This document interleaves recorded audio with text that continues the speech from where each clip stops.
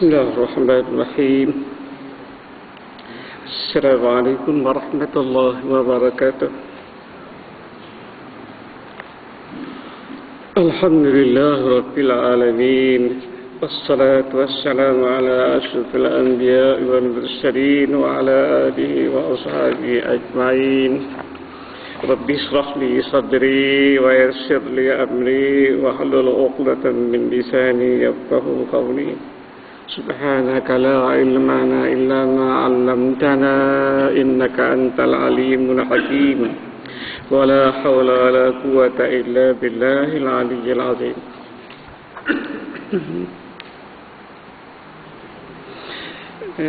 Pada malam ini kita sambung kembali mengenai dengan ayat pertama dari kumpulan ayat-ayat syafiat, yaitu wa yasfi sudur qaumin mu'minin. Kita tengok perbahasannya, apakah maksud ayat tersebut. Ayat itu, ayat wa yasfi sudur qaumin mu'minin adalah sambungan daripada ayat ataupun pangkal ayat yang terakhir daripada pangkal ayat qatiluhum yu'adzibhumullahu bi'aidikum wa yukhzihim wa yansurkum 'alaihim wa yasfi sudur qaumin mu'minin.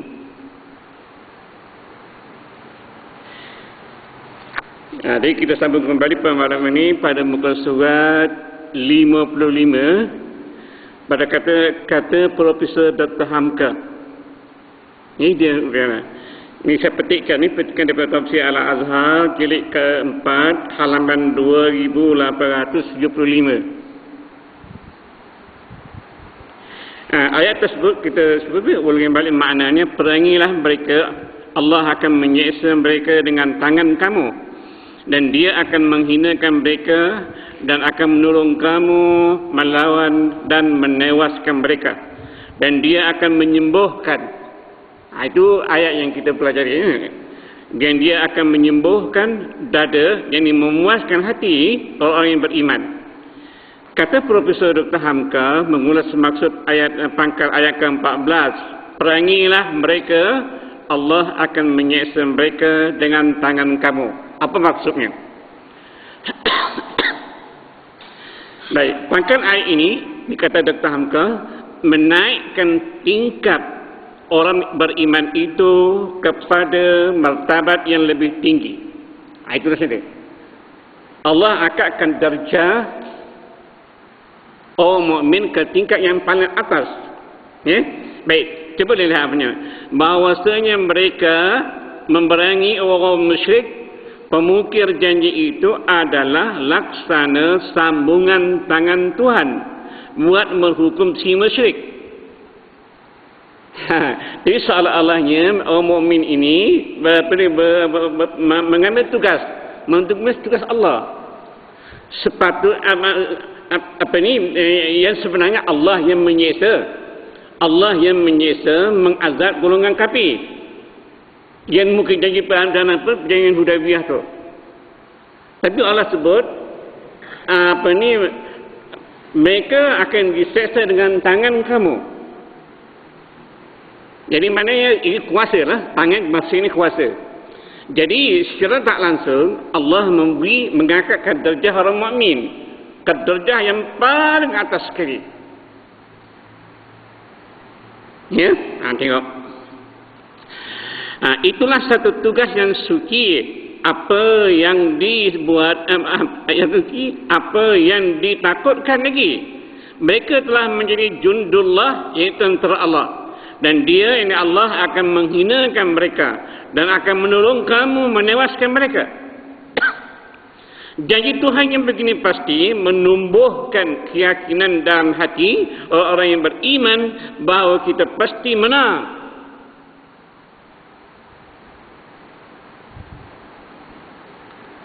Di sini kita lihat tuan-tuan, jika sekiranya kita benar-benar beriman kepada Allah, Allah akan menjayakan, Allah akan menolong kita, membantu kita.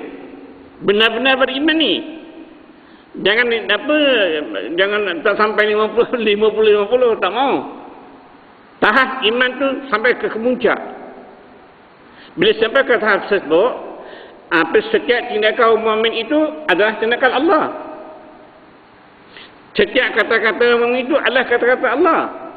Artinya mereka ini tidak akan mengambil tindakan mengikutkan hawa nafsu, mereka menurut perintah Allah Subhanahu wa taala. Baik.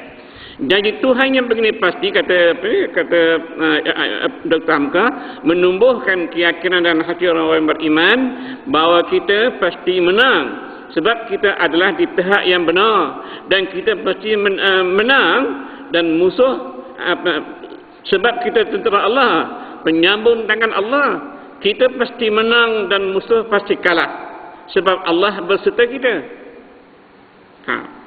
Dan dia akan menyembuhkan dada, ini memuaskan hati orang yang beriman. Artinya rasa kecewa selama ini dan rasa tertekan kerana jengkel, ya, kesal lah, jengkel ni kesal, ya, melihat betapa mudahnya musyrikin itu memungkiri janji, ya. Sekarang akan terobat. Ini maaf tuan, ini ijazah Indonesia, saya salin juga. Kalau masa kita dengan you kan, ada ini petikan dia terus pada tafsir Al-Azhar, dia tulis macam dia tulis lah, ya. Terobat. Sebab kemenangan pasti di pihak kita. Mereka pasti akan hancur dan Islam akan jaya. Itu kata Hamka.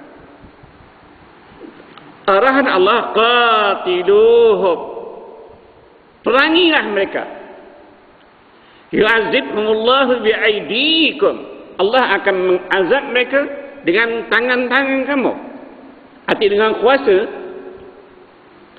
Ini adalah saudara tuan, apa ni orang Islam menentang musuh mereka. Tapi sebahagian besarnya orang Islam kalah pada pandangan lahirnya. Kekalahan umat Islam hari ini adalah bukan kerana mereka tak kuat.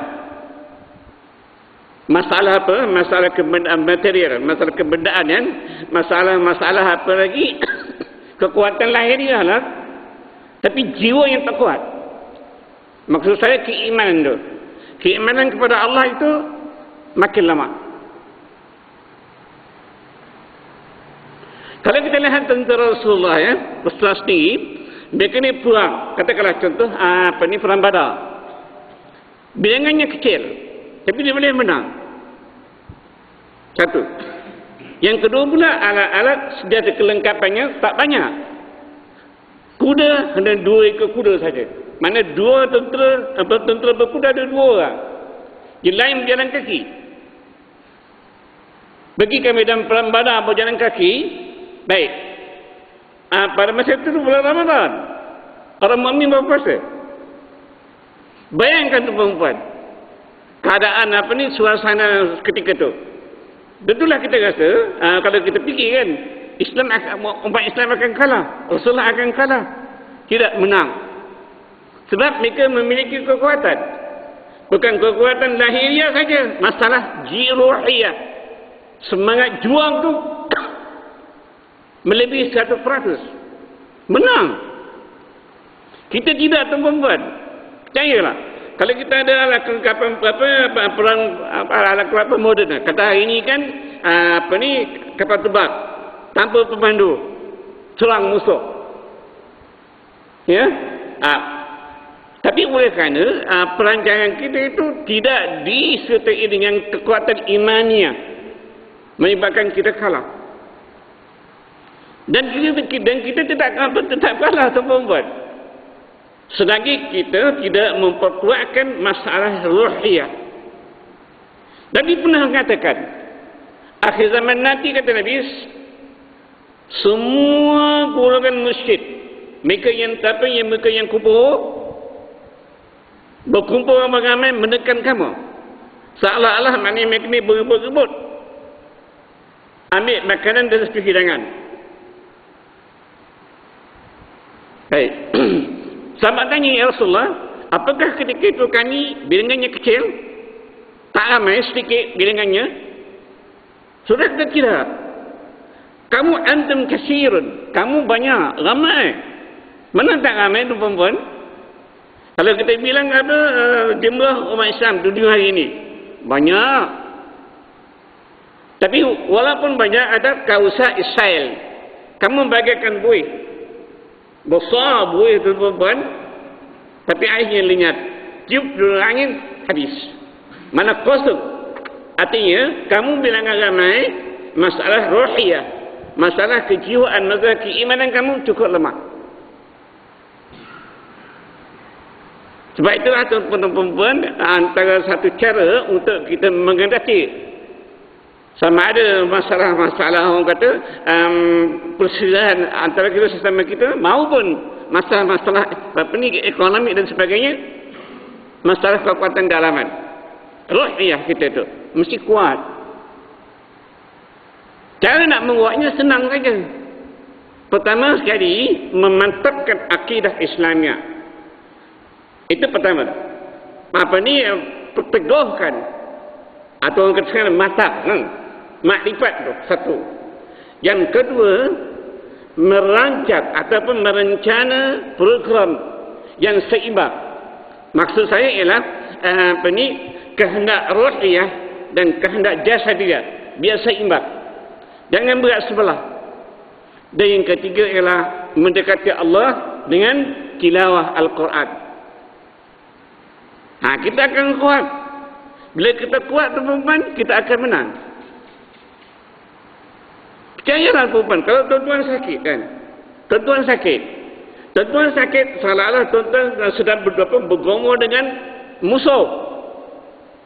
Sakit itu musuh kepada orang yang sihat. Tak ada siapa yang tak nak sabar, tak nak sakit. Masing-masing tak nak sakit. Tak mahu sakit itu, nak sihat. Dan bila dia sakit, dia sedang berperang dengan sakit. Baik, ketika itu jika sekiranya apa ni masalah dalamannya lemah, lemahlah dia. Kalau kuat, kuatlah dia. Hani wayasbi sudur qaumin mu'minin. Allah akan melegakan, menyembuhkan, mententeramkan, melampaikan dada orang mukmin. Bila kita berada dalam keadaan senang, tak tenteram, lapang dada, walaupun sakit, tapi kita sudah sembuh. Baik. Persoalannya, apakah rasionalnya sebahagian ungkapan ayat ke-14 dari surah At-Tabah ini, iaitu wayasbi sudur qaumin mu'minin, dan dia yang akan menyembuhkan dada, yang memuaskan hati orang beriman, dikategorikan dalam unit as-situs syafiat yang harus dijadikan sebagai penawar bagi seluruh penyakit. Apakah rasionalnya? Ya? Ta'akulnya. Bagaimana apa ni ungkapan ayat ini boleh dikatakan salah satu daripada ungkapan ayat apa ni penyembuh, penawar? Bagaimana? Baik. Dalam Islam mahukan umatnya sentiasa berada dalam keadaan sihat dan segar pada lahir dan batin, dan tidak akan kaum musyrikin mencabuli dan memungkiri janji yang mereka kuatkan dengan sumpah itu, membuatkan Rasulullah SAW dan orang yang beriman rasa kecewa, keliru dan tertekan. Ialah tuan-tuan perempuan dah berjanji tak mahu berperang selama 10 tahun. Sekian-sekian. Tapi bukir janji. Macam mana? Menyebabkan Rasulullah dan orang yang beriman rasa kecewa, keliru dan tertekan, yang menyebabkan mereka diperintah memerangi kaum musyrikin itu dengan janji Allah akan menyembuhkan dada, jadi memuaskan hati dan melegakannya. Dan Islam juga menggesa umatnya yang berpenyakit supaya mengawal, merawat dan mengubat dengan apa jua cara yang diharuskan, termasuklah merawat penyakit dengan ayat-ayat Al-Quraniyah, seperti ayat-ayat Al-Quraniyah yang terukat padanya kata syifa yang kita dah belajar ni. Harus. Itu salah satu daripada cara ikhtiar.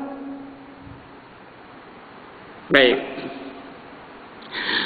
Seperti ayat-ayat Al-Quraniyah yang terungkap padanya kata syifa atau yang seurutannya. Oleh itu, jika Allah berjanji akan menyembuh dada orang yang beriman kerana menyahut suruhannya memberi kaum musyrikin, maka diharapkan ayat-ayat Al-Quraniyah yang terungkap padanya kata syifa atau yang seurutan dengannya akan menjadi penawar yang mujarrab bagi setiap penyakit dengan keizinannya. Tak ada kesalahan.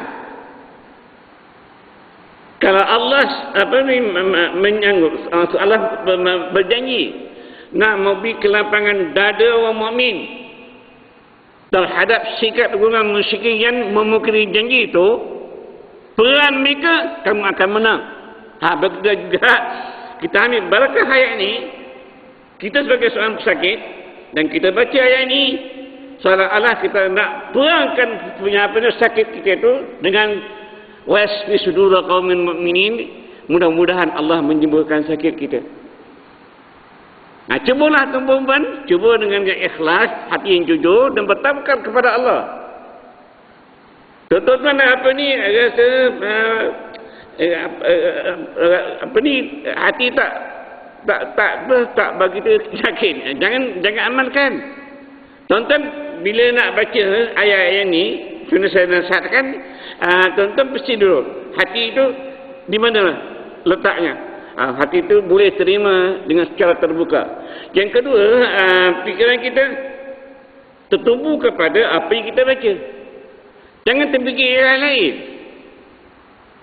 Lebih baik makan ubat ni, itu dah lain, dah lari. Kita baca wasdi sudur qaumin mu'minin. Jadi mudah-mudahan tuan-tuan penyakit kita akan hilang. Bacalah. Tuan-tuan sakit dada, sebenarnya saya katakan tadi, gosok dada. Baca ayat tadi. Dan kumpulan-kumpulan ayat Situl Syafiat. InsyaAllah akan Allah akan menurunkan rasa tenteram, ya, damai, dan rasa kepuasan. Itu dah penawar tu tuan-tuan, ya.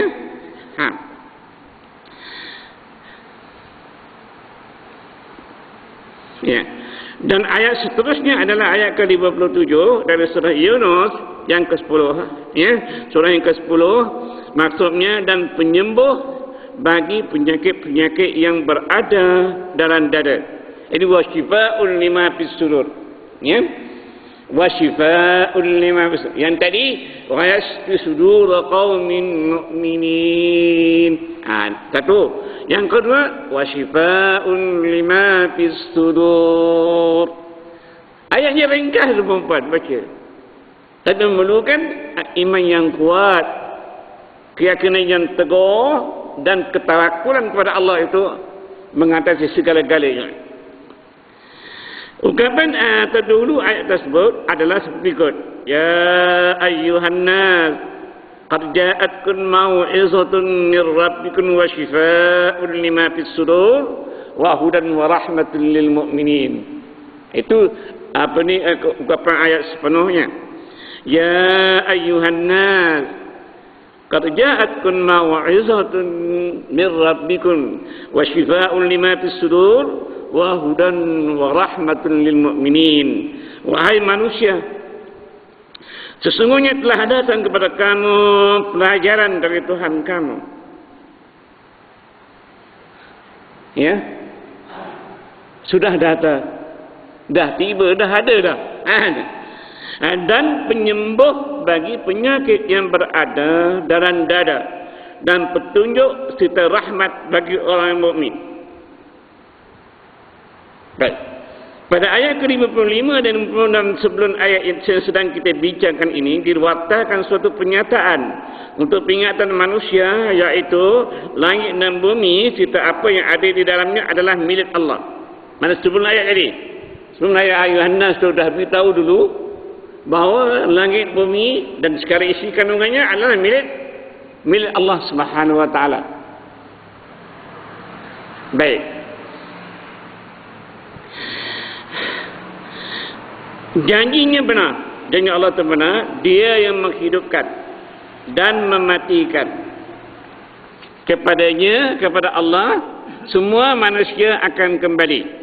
Itu sebelum ayat tadi.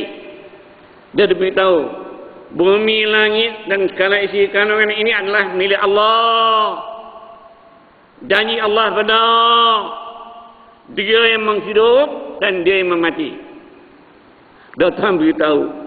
Baru turun ayat tadi. Ya ayuhan nas, wahai manusia, qad ja'atkum mau'izatun min rabbikum.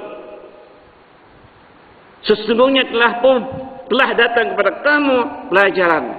Mau'izatun, nasihat, tunjuk ajar, tunjuk nasihat dah. Ini Al-Quran lah. Wa shifaa'un lima fis sudur, dan penyembuh, penawar bagi dada kamu. Dah. Artinya saudara, kalau kita rasa pun kata masalah jiwa tertekan, asyik duka cita saja, ataupun keadaan bercelaru, ingatan kita kan, ingatkan ayat ni, baca, akan hilang insya-Allah. Ya. Baik. Peringatan-peringatan itu membuatkan kita termenung dan bertafakur, memikirkan bagaimana cara yang terbaik buat kita menempuh segala kemungkinan di masa muka dan hidup yang pendek demi kesinambungan hidup akhirat yang panjang dan abadi. Macam mana nak buat? Kemudian kita tak terfikir yang sebab menyebabkan kita lalai. Kalau kita terfikir, apakah yang sepatutnya aku lakukan? Kehidupan dunia ini cukup pendek. Sekejap saja. Bayangkan teman-teman, tahun 2007 sekarang dah berapa? Dah bulan 2, bulan Februari. Sekejap saja. Sekejap lagi bulan Mac, April, terus sampai cukup masuk 2008. Pendek teman-teman. Cukup laju perjalanan. Apakah kita tak fikir bagaimana kita akan berdepan dengan masalah akhirat? Masalah di penghujung nanti. Jadi kalau kita tak terfikir, maka tentu kita akan menjadi insan yang lalai. Bila lalai, dia akan dihingga oleh masalah lupa, masalah tu, macam kita lah. Ya. Baik. Baik, apa pula kata dia? Allah Maha Penyayang lalu diturunkan ayat ke-56 ini bagi menyedarkan manusia bahawa mereka tak usah bingung memikirkan hari depannya, sebab pedoman ada, iaitu Al-Quran. Ya? Jangan berduka cita. Jangan berduka cita, jangan bersedih. La tahzan, innallaha ma'ana. Kata Nabi pada Abu Bakar ketika dalam Gua Hira tu kan, musuh di luar ni mereka berlindung dalam gua, takutlah. Abu Bakar tak sedarlah hatinya kan. Nabi kata la tahzan innallaha ma'ana. Tak usah engkau bersedih, tak usah engkau berduka cita, Allah bersama kita. Itu juga kita masalah kehidupan kita hari ini kan. Jangan mudah kita berasa bingung. Nak buat apa ni? Nak buat apa ni? Itulah ilahan. Dunia sedang apa ni? Bertambah maju. Maju. Dah tentulah kita berdepan dengan masalah risiko macam-macam. Masalah problem. Tengok dalam Sabah ikan ni. Oh, ikan ni naik harga, ini harga. Macam mana nak beli ikan ni? Mahal barang ni kan? Jangan mudah bingung. Kalau kita benar-benar beriman kepada Allah dan Rasul, jangan cepat mudah tertekan.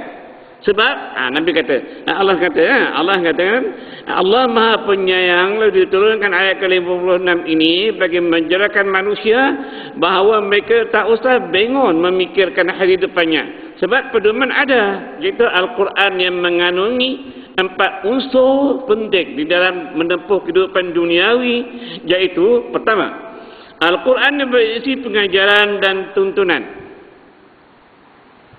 Ya ayuhan nas, qad ja'atkum mau'izah. Jelas pun. Tapi sayang kita tak reti tu masalahnya kan. Ya, Al-Quran berisi pengajaran dan tuntunan, sama ada dalam pembangunan akhlak, sikap hidup, ataupun dalam mempertingkatkan produktiviti yang berkualiti. Tengok tuan-tuan. Cubalah tuan-tuan dekati Al-Quran. Cuba. Paling kira tuan-tuan, satu hari 5 ayat tuan baca. Tengok terjemahan tu. Pimpinan Rahman ke, apa saja tuan-tuan nak lihat. Sama ada dalam bahasa Melayu, dalam bahasa Inggeris ke, dalam bahasa Cina ke. Tafsiran tu, bacalah tuan-tuan. Baca selalu, baca, tengok. Cukup 5 ayat. Tutup, besok pula. Cuba tutup. Baca dan perhatikan maknanya dan cuba faham apa yang dinyatakan dia. Cuba. Tuan-tuan dan perempuan, kalau saya nak cerita kat sini kan, orang yang gini apa hidup lebih ke depan pada kita lah kan. Tapi dia bukan Muslim. Dia beritahu saya dia sudah baca Al-Quran yang terjemahan tu sebanyak 10 kali. Terjemah kat saya. Ya, yang terjemahan apa ni orang Pakistan tu, Maulana Allah Ali dia. Saya kata tu.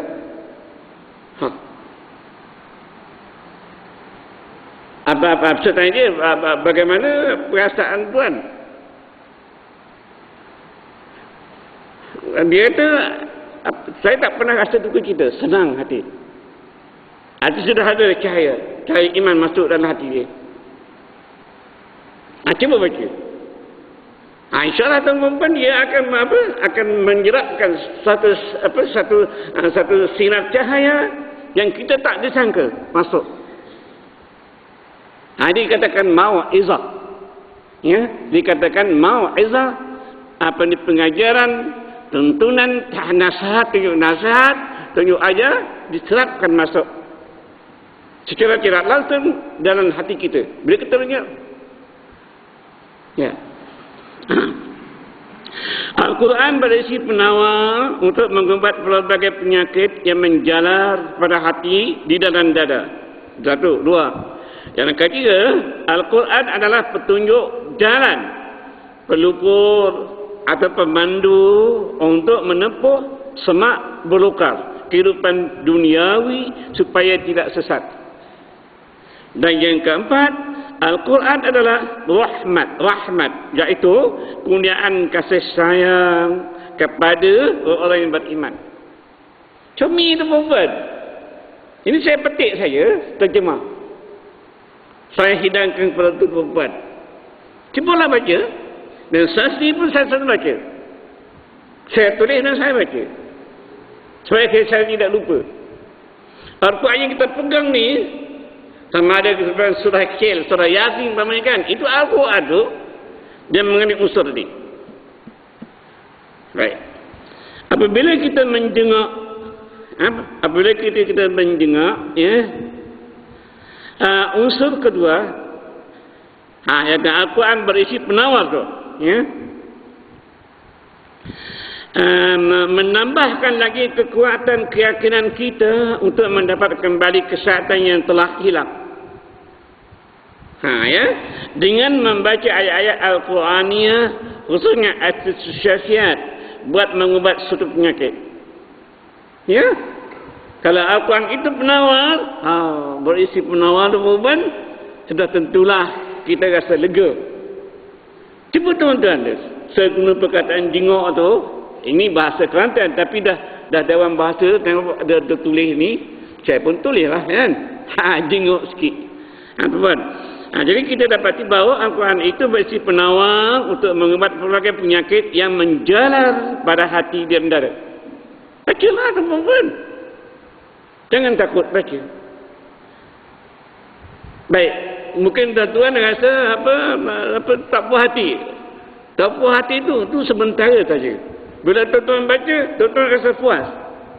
Kalau boleh tuan gandingkan. Gandingan dengan perubatan secara moden ini. Di samping kita buat cara dengan Al-Quran, kita Buat sama dengan perubatan biasa, perubatan moden hari ini. Jumpa doktor bagi tunjuk nama-nama ubat tu, makanlah. Di samping baca ayat ini. InsyaAllah, ya, dia menguatkan keimanan kita kepada Allah Subhanahu Wa Taala. Okay. Seterusnya kita melihat pula ayat 69 ya, dari surah An-Nahl 16 yang bermaksud dari perut lebah itu keluar minuman ini madu yang bermacam-macam warnanya. Ya. Di dalamnya terdapat ubat penawar yang syifa bagi manusia untuk menyembuhkan berbagai penyakit. Ya. Yakhruju min butuniha syarabun mukhtalifun alwanuha. Syarab, dan kata syarab dalam Quran itu minuman. Ini madu. Ini syifa kepada penyakit. Baik. Cuba kita lihat ya. Madu lebah atau manisan lebah yang beraneka warna itu ada yang kuning, ada yang merah, hitam, keputihan dan lain-lain. Padanya ada ubat penawar bagi manusia buat menyembuh penyakit dengan keizinannya. Pelbagai penyakit yang dapat disembuhkan dengan madu lebah itu dan diakui khasiatnya oleh pengamal perubatan. Dia teman-teman, ini apa ni? Allah tu bukan penawar penyakit itu, manusia dengan binatang lebah. Baik.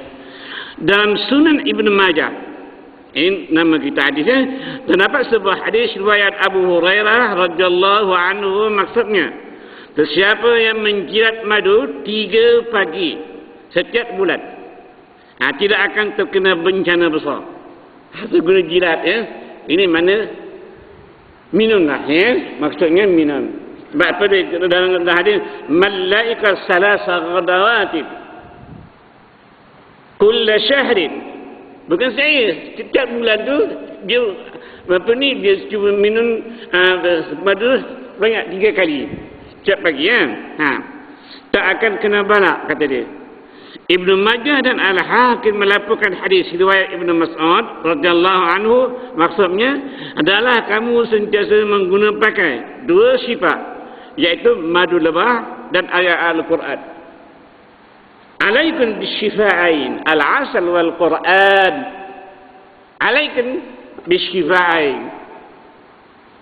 Lazimkanlah, ya, biasakanlah kamu menggunakan 2 sifat, 2 penawar, iaitu al-asal wal Quran.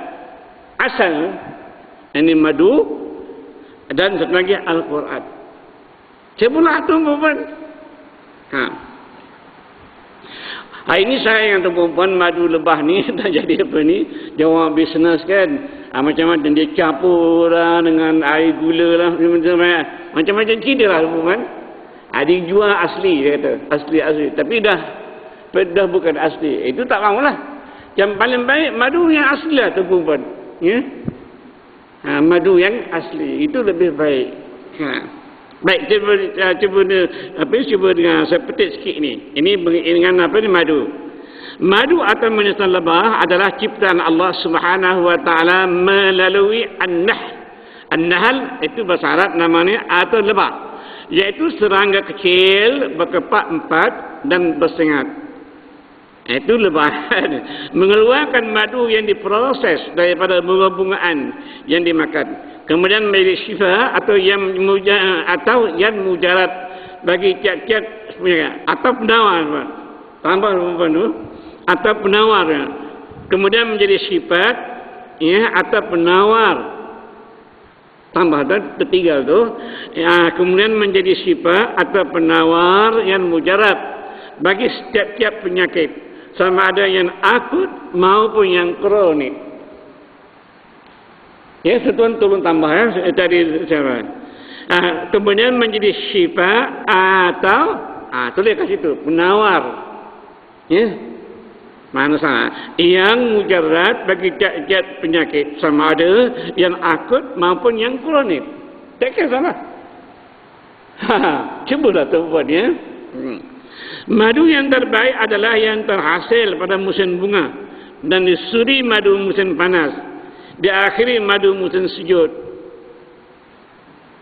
Ini kalau ni negara Arab tu perempuan memang hebatlah, orang Arab ni pandai. Ya. Dia punya apa ni, beratus-ratus ribu kilometer dia punya madu ni, berbah ni terbang cari bunga. Dia keadaan lah, tuan-tuan.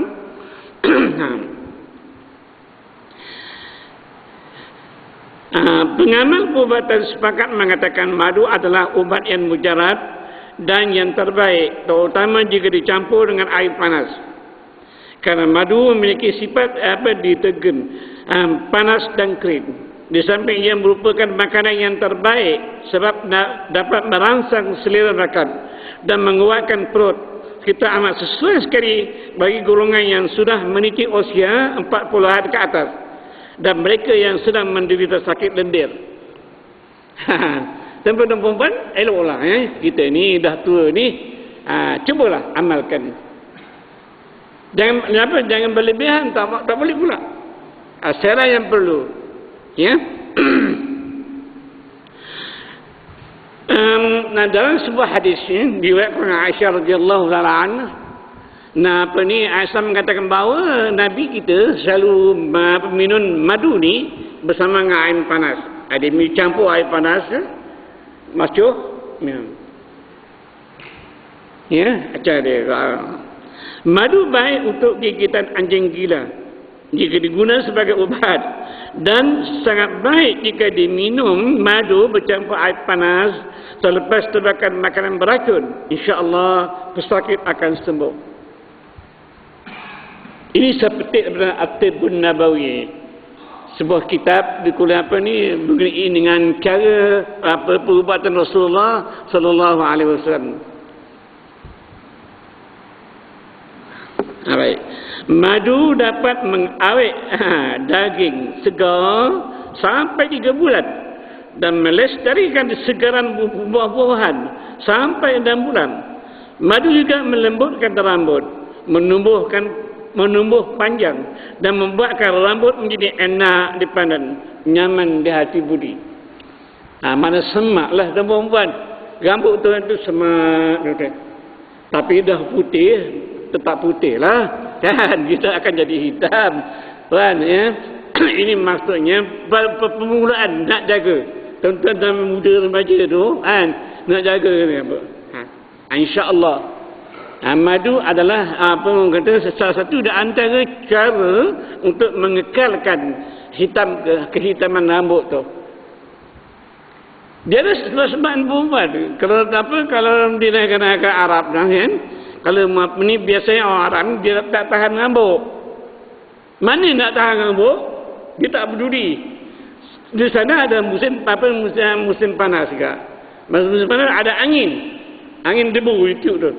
Jadi bila rambut tu kotor. tak ada shampoo, tak apa.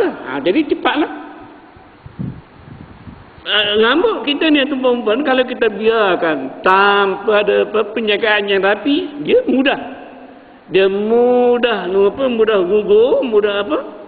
Timbullah masalah botaan. Ini zaman sains teknologi ni macam-macam cara boleh dilakukan. Ya, dan perempuan. Jadi orang botak tak ada rambut pun dia boleh tanam rambut lah, macam-macam lah cerita. Walau bagaimanapun tuan-tuan, asal yang saya sebut di sini ni salah satu di antara cara untuk menumbuh panjang dan membuatkan rambut menjadi enak dipandang, nyaman di hati budi. Ya.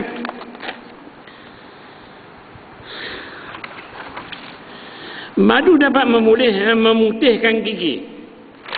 Madu dapat memutihkan gigi, melindungi kesihatan gusi, serta mewangikan bau mulut jika dijadikannya untuk berkumur-kumur. Madu adalah makanan, ubatan dan minuman. Andai diadumkan dengan kuih-muih, dapat mengekalkan kualitinya. Cubalah. Tetapi madu akan menyerang hempedu. Namun jika diminum bersama dengan cuka, maka bahayanya akan menyutralkan dan kemanfaatannya tersimpan dengan baik. Ada sebab juga cuka.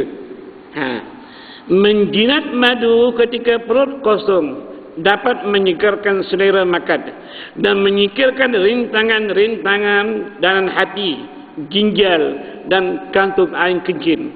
Madu adalah baik dari gula kerana ia merupakan pembersih dan pelarut serta pemurni, berlainan dengan gula yang hanya memberikan rasa manis dan ringan bagi perut.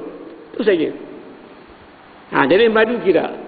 Dia pemurni, pembersih.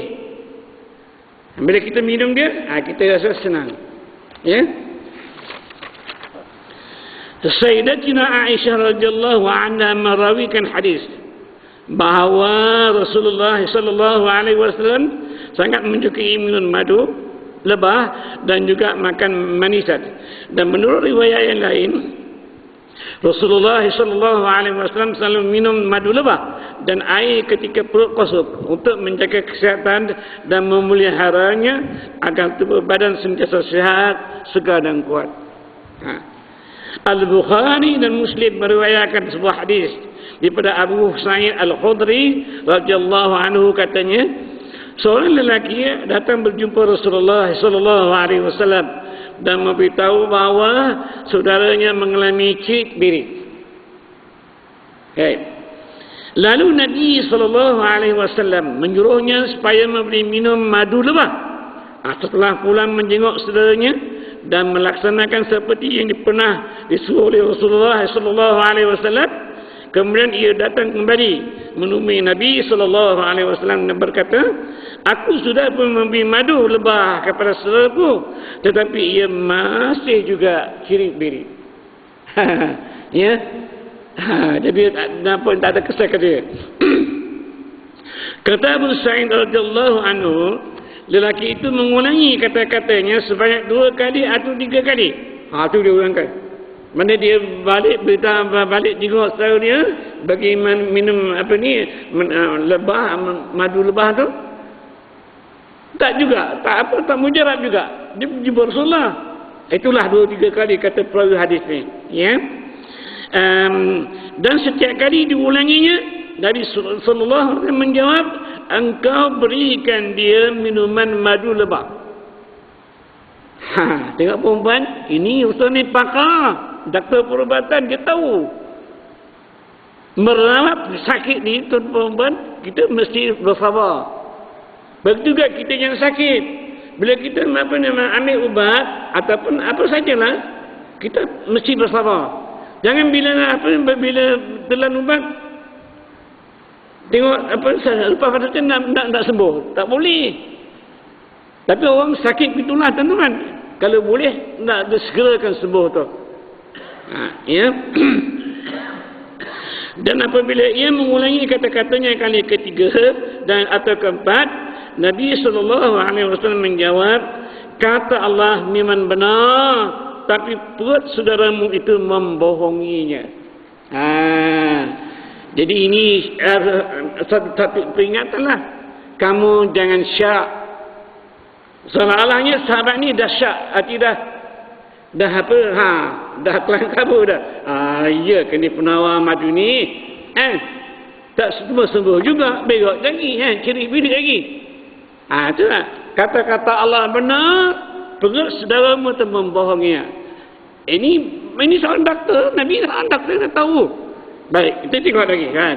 Sesungguhnya jawapan Rasulullah sallallahu alaihi wasallam, kata Allah benar, tapi perut saudaranya membohongi, menunjukkan bahawa tidaklah memadai dengan meminum madu lebah hanya sekali atau 2 kali saja.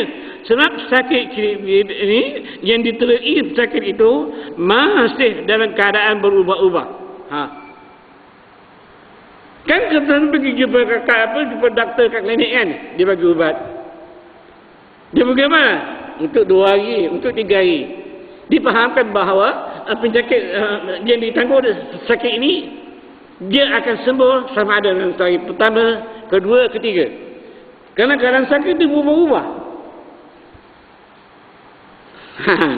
Sebab sakit ciri-birik yang diderita pesakit itu masih dalam keadaan berubah-ubah, maka Nabi SAW menyuruhnya minum madu lebah lagi. Kerana sifat madu lebah adalah mengusir sisa-sisa perut yang tertinggal, seperti lendir yang melekat dan usus dan turut campur dalam proses penyerapan makanan. Apabila pencernaan makanan tidak berfungsi disebabkan sisa-sisa makanan memenuhi persekitaran usus serta lendir-lendir yang melekat padanya, maka madu lebah saja yang dapat mengusir cairan dalam usus turun ke pelepasan. Itu kena selalu lah, ya. Dan insya-Allah dengan izinnya sakit cerit bibir akan beransur pulih. Tengok tu perempuan. Jadi secara tak langsung bahawa setiap sakit yang menjadi sakit, mereka mesti bersama. Kalau nak gunakan madu, itulah caranya minum berulang kali. Pada hadis tersebut dinyatakan pemberian dosis. Pertama atau kedua atau ketiga tidak menampakkan kemujarraban madu, namun Rasulullah SAW menyuruhnya lagi memberi minum madu. Ini membuktikan kadar kali minum madu tidak mencukupi untuk mengubati sakit cerit bibir, jadi orang yang sakit, dan membuktikan kepakaran Rasulullah SAW di bidang perubatan. Kita menunjukkan kemahirannya dalam rawatan tiap penyakit. Ya. Apapun kemanfaatan madu lebah tak dapat dinafikan oleh setiap pesakit dan pengamal perbuatan. Dan kebenaran kata Allah, dalam madu terdapat syifa, ini penawar bagi manusia, adalah membuktikan madu lebah adalah ubat yang terbaik. Sementara arahan Rasulullah SAW supaya mengambil madu lebah sebagai ubat membuktikan bahawa cara rawatannya adalah pantulan dari petunjuk dan ilham ilahi, dan sungguh menakjubkan. Wallahu a'lam. Jumpa lagi. Assalamualaikum warahmatullahi wabarakatuh.